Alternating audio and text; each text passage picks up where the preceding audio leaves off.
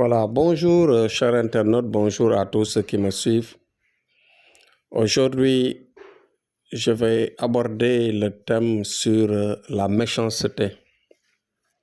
Je me pose la question pourquoi l'homme devient méchant.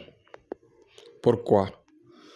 Dans l'adage, on entendait souvent dire que l'homme n'est bon, mais c'est la société ou bien son milieu parfois qui le rend méchant, qui le transforme en quelqu'un de méchant. Moi, je dirais peut-être oui, peut-être non. Parce qu'à un certain âge, quand on réfléchit et qu'on sait que notre comportement est un comportement de quelqu'un qui est méchant, je pense qu'à ce moment-là, on doit se repentir, réfléchir et voir comment changer cela. Du moment que l'homme sait que quand il vient au monde, il vient nu. Ce sont des gens, des mêmes personnes qui la nettoient, qui l'habillent et qui le baptisent. Après la mort aussi, on est inactif, on n'est plus rien. Mais ce sont des proches des hommes comme lui qui vont le nettoyer, qui vont prier pour lui et qui vont l'enterrer. Donc, pourquoi être méchant avec les autres? Voilà la question que je me pose. Pourquoi ne pas pardonner en pensant à cela et ne pas penser à ceux qui font du mal, à ceux qui offensent, à ceux qui mentent pour diviser, à ceux qui créent le désordre, qui créent la zizanie entre les rangs de leurs prochains. Voilà un moment de réflexion très élevé qui nous a inspiré à prendre ce sujet aujourd'hui. Comment se fait-il que le prochain qui est là, innocent, qui a une blessure, on se contente et on se satisfait parce que le prochain est dans des difficultés? Pourquoi on rit de celui qui tombe? Pourquoi on ne se repentit pas avant la mort, sachant que toujours c'est le prochain qui est là, qui vous accompagne? Il y a pas mal de choses que nous devons dire à travers ce sujet que nous avons aujourd'hui.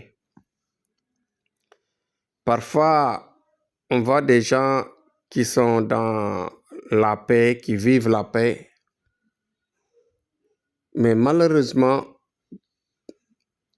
un prochain ou bien quelqu'un de méchant peut créer une situation de désordre dans le sens de vouloir vexer quelqu'un dans le groupe, de haïr quelqu'un et de créer un désordre.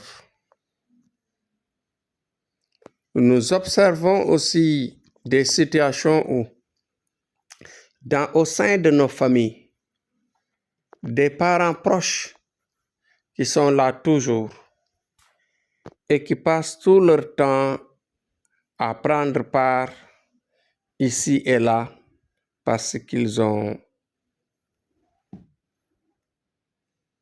le mal de vivre avec quelqu'un dans le groupe, un parent qu'ils n'aiment pas. Il ne l'aime pas parce que tout simplement, toujours c'est la méchanceté. Celui qu'il déteste ne leur a rien fait, absolument rien fait, mais parce qu'il ne les plaît pas. Donc voilà des situations auxquelles nous devons réfléchir. Par exemple, quelqu'un qui a les moyens et qui a un parent qui est malade, il ne réagit pas. Il ne fait aucun effort pour l'aider à se soigner. Tu vois quelqu'un, par exemple, qui souffre,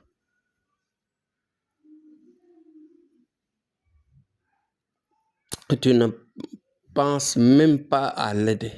Tu ne penses même pas à lui trouver ce dont il a besoin et que vous avez les moyens. Pourquoi, par exemple, dans le groupe, toujours je reviens au groupe, l'entraide n'est plus la vertu, ou bien je dirais, n'est plus le lien du pacte du groupe.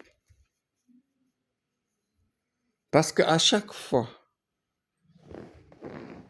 dans chaque groupe, dans chaque milieu, dans chaque rencontre, dans chaque famille, s'il y a l'entraide, s'il y a l'amour entre les hommes,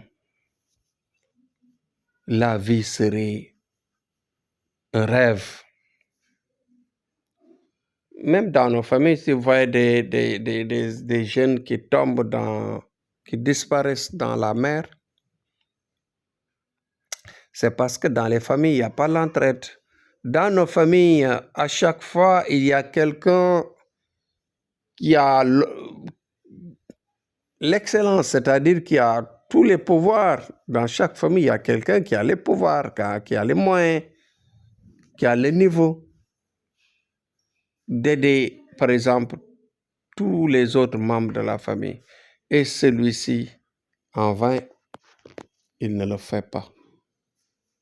Donc, c'est un moment de réflexion à ce sujet. Faites attention parce que ce n'est pas ce que Dieu nous a ordonné de faire sur terre. Il nous a créés sur terre par des lignées de famille pour harmoniser l'entraide, pour harmoniser surtout la cohabitation. Nous devons penser à l'entraide, à l'amour, mais pas être méchant. Être vraiment méchant et ne jamais penser à aider. Et ne jamais penser à faire du bien pour quelqu'un. Parce qu'on ne sait pas qui va vous aider le jour de votre mort. Qui vous a aidé durant votre naissance, durant au moment où vous n'étiez même pas conscient. Et après votre mort, qui va vous aider? Qui va vous enterrer? Qui va vous laver? Qui va prier pour vous? Donc, c'est des questions que vous devez vous poser parce que personne ne sait. Personne ne sait après la mort ce qui va se passer.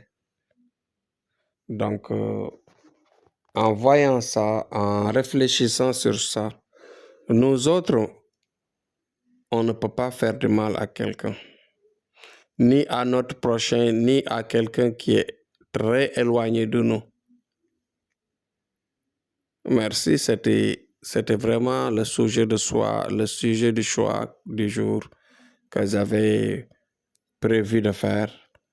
Donc voilà, aujourd'hui, je suis revenu sur les vertus et sur les comportements que nous devons prendre en tant que musulmans, mais en tant que croyants. C'était Thierno Aboudou. Mais en tout cas, nous, en ce qui nous concerne dans notre métier de marabout, métier de voyant, métier de guérisseur à distance. Nous resterons sereins, disponibles, très disponibles pour aider tous ceux qui viennent vers nous pour nous solliciter de l'aide. Quelle que soit la difficulté de leur demande, nous serons là debout pour vous satisfaire, debout pour vous aider. C'était Thierno Amadou dans le sujet du jour. Inch'Allah, Rabbi, demain, on reviendra avec un autre sujet. Merci et à demain. Bon courage à tous.